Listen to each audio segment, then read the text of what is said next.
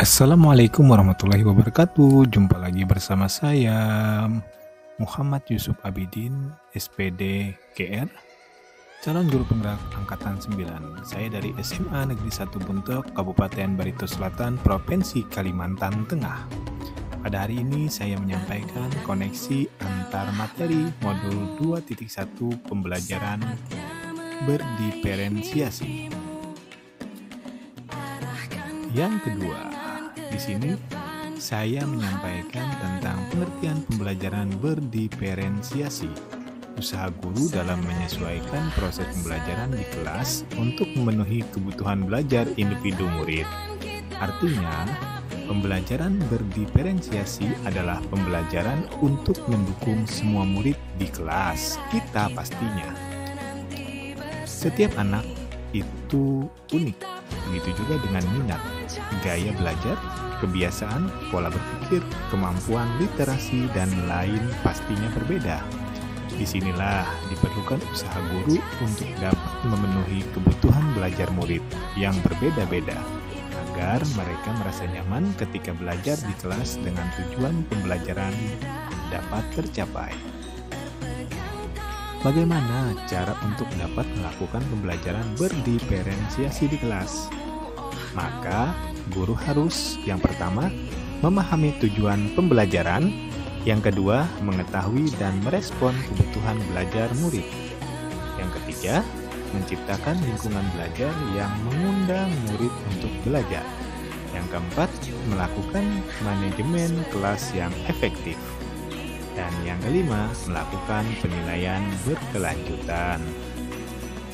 Berkaitan dengan kebutuhan belajar murid, guru harus memahami 3 aspek berikut.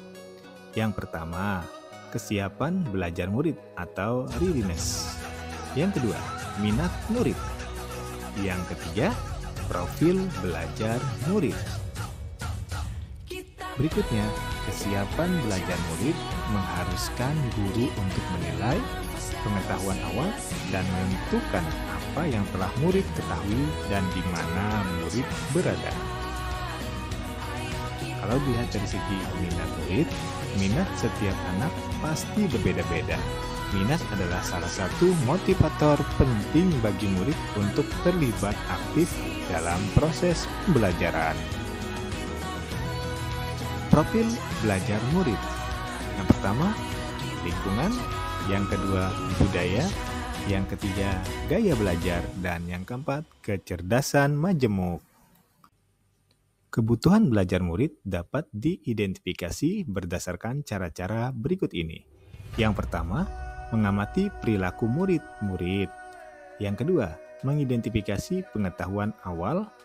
Yang ketiga, merevisi dan melakukan refleksi terhadap praktik pengajaran. Kemudian yang keempat, berbicara dengan guru murid sebelumnya. Yang kelima, membaca raport murid di kelas sebelumnya. Dan yang keenam, menggunakan berbagai penilaian formatif dan diagnostik.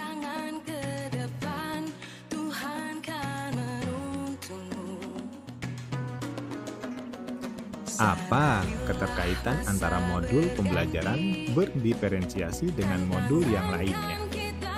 Yang pertama, dilihat dari modul 1.1, kedua modul 1.2, ketiga modul 1.3, keempat modul 1.4, dan yang kelima modul 2.1.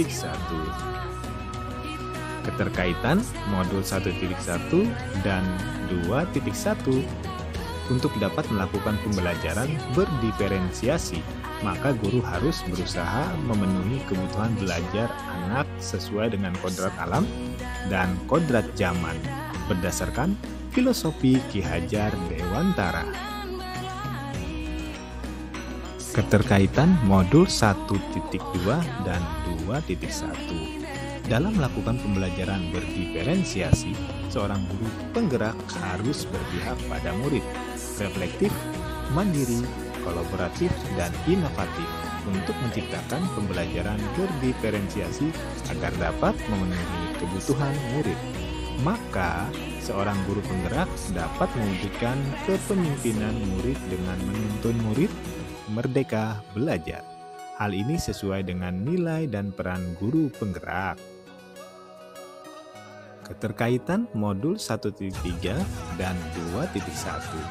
Pembelajaran berdiferensiasi dapat menjadi salah satu strategi untuk mewujudkan visi guru penggerak yang berpihak pada murid. Jika dilihat dari keterkaitan modul 1.4 dan 2.1, dalam pelaksanaan pembelajaran berdiferensiasi antara guru dan murid harus ada kesepakatan kelas terlebih dahulu agar proses pembelajaran dapat berjalan dengan baik sesuai dengan nilai-nilai budaya positif. Nah, itu tadi pemaparan dari saya. Demikian pemaparan koneksi antar materi modul 2.1. Akhir kata saya ucapkan Assalamualaikum warahmatullahi wabarakatuh. Terima kasih.